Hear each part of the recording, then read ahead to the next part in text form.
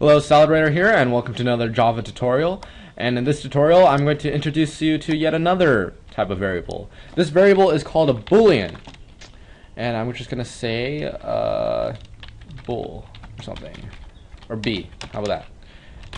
So basically, what a Boolean is either a true or a false. That's all it is. It's either true or it's either false. So we're going to set b equals to false. Okay? And we're going to print that out. Let's see what we get. Oh, what the heck. Okay, let's print that out. And we get false. Awesome. We can also set this to true. B equals true.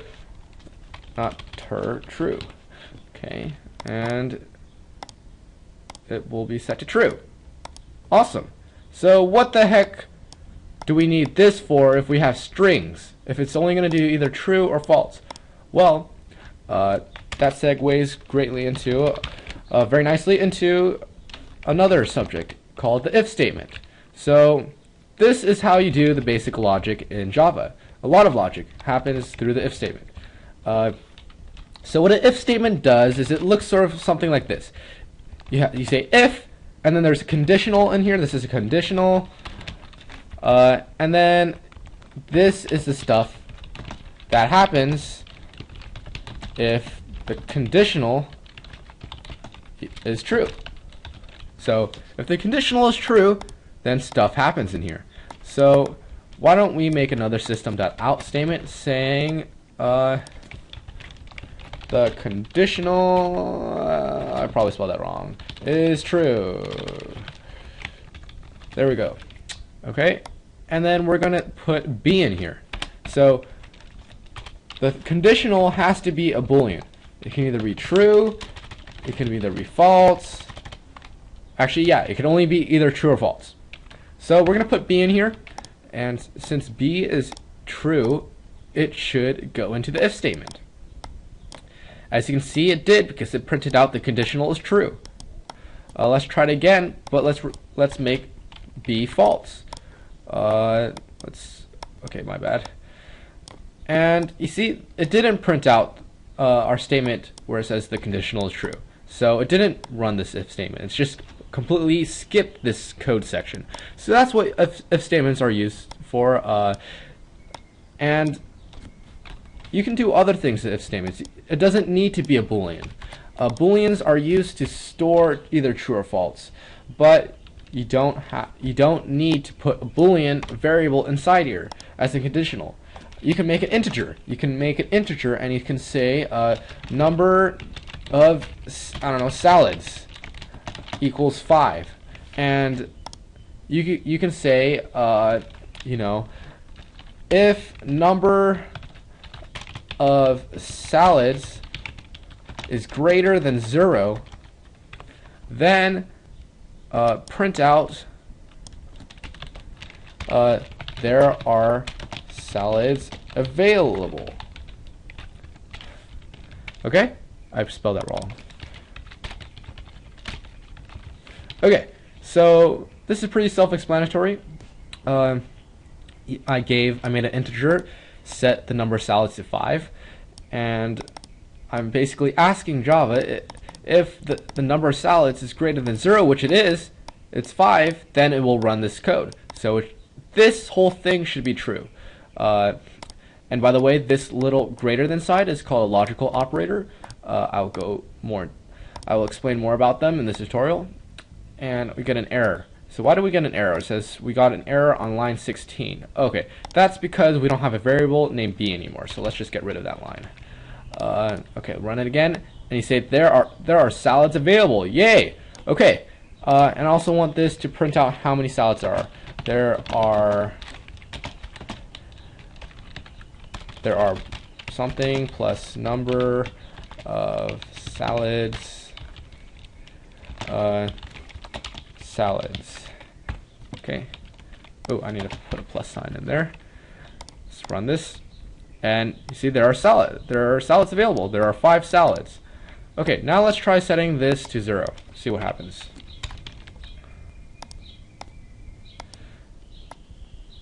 It didn't print anything. So that's how we know there's no salads. Another cool thing about the if statement is there's an else statement to go with it.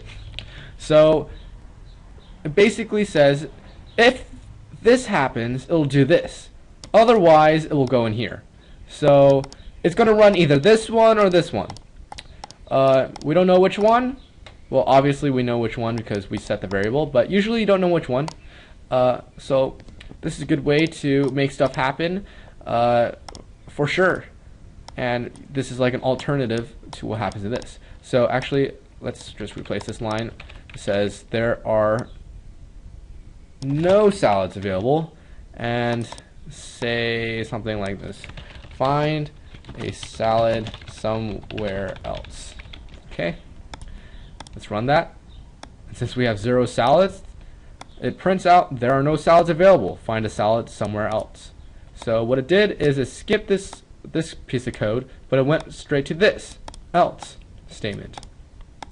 So that's basically what an if and else statement is. And there's a lot of logical operators. There's a greater than equal sign, there's a less than sign, there's a less than or equal to sign, and then here's the tricky part. Okay, how about the equal sign? Why are we getting an error? Why? I just want to test if the number of salads equals 0. Can Java not handle that? Does Java not know what equals is? Can Java do greater than equals but not equals? Why can't it do equals? Well, the thing is, the equal sign is the assignment operator. That's how you assign variables values. So we can't use that. Again, we have to use a different symbol. So this symbol, the logical operator version of the equal sign, is equals equals. So this is basically saying if the number of salads equals 0, then stuff happens. So that's the operator you want to use if you're going to use it in an if statement. You want to put 2 equal signs right next to each other. And let's go ahead and test this.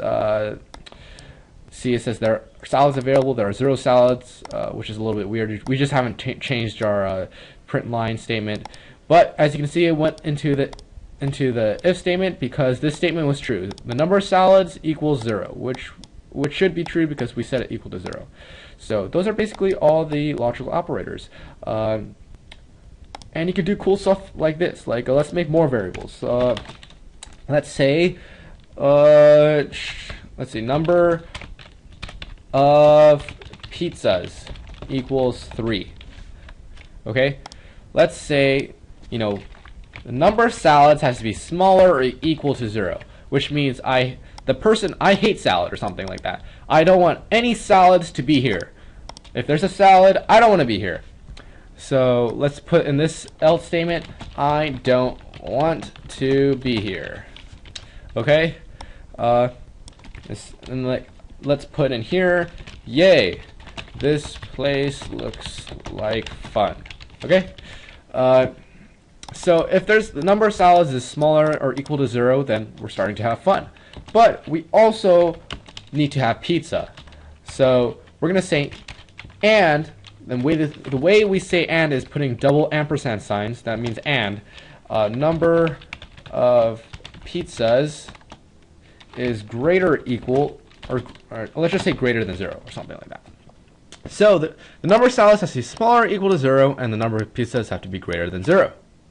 Let's test that and see if it's true. It is true. Yay, this place looks like fun.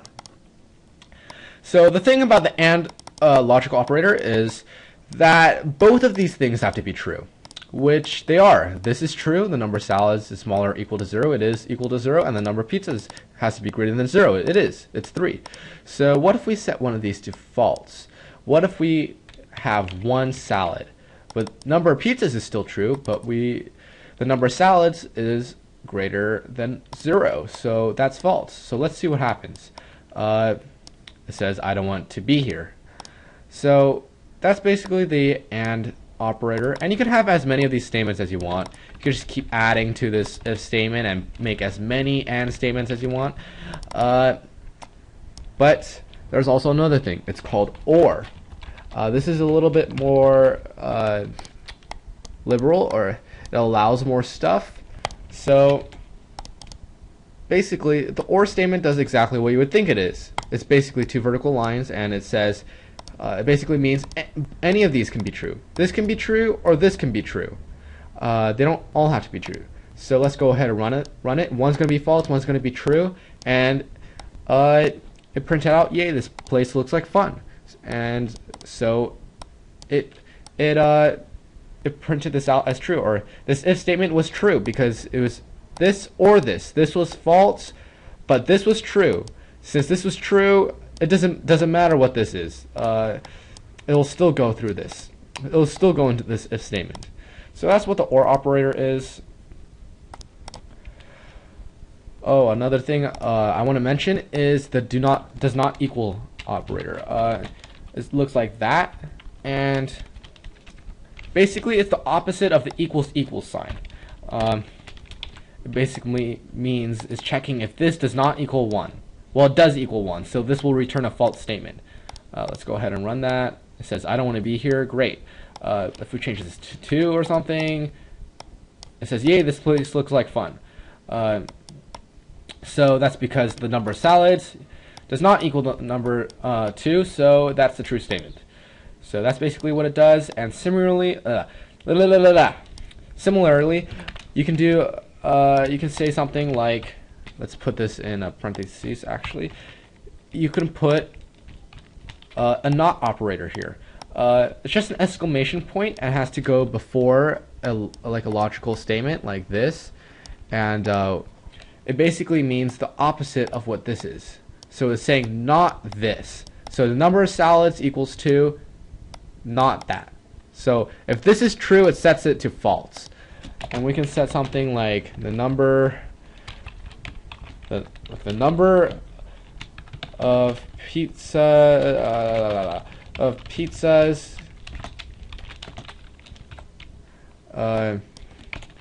is smaller or equal to or smaller than 3. That cannot happen. Pizzas cannot be smaller than 3. That's what this exclamation mark means. So let's go ahead and run this. And it says, yeah, yay, this place looks like fun. Because the pizzas were not smaller than 3. They were 3. So this was true. And the number of salads does not equal 2. So this was true too. So that's basically what the not operator does. So yeah, I basically covered all the logical operators and everything like that. So you can also do this with doubles and stuff, but you cannot do it with strings. You cannot do equal stuff or greater than equal stuff with strings. I will show you that later in a future tutorial. But for now, remember, you can only do that with like ints, doubles, floats, booleans, anything that gets highlighted in blue. Any variable that gets highlighted in blue. If there's a variable that doesn't get highlighted in blue, that means you cannot use these logical operators. I will show you how to use strings in if statements in the future tutorial. But for now, I hope to see you in the next tutorial. Thank you. Bye.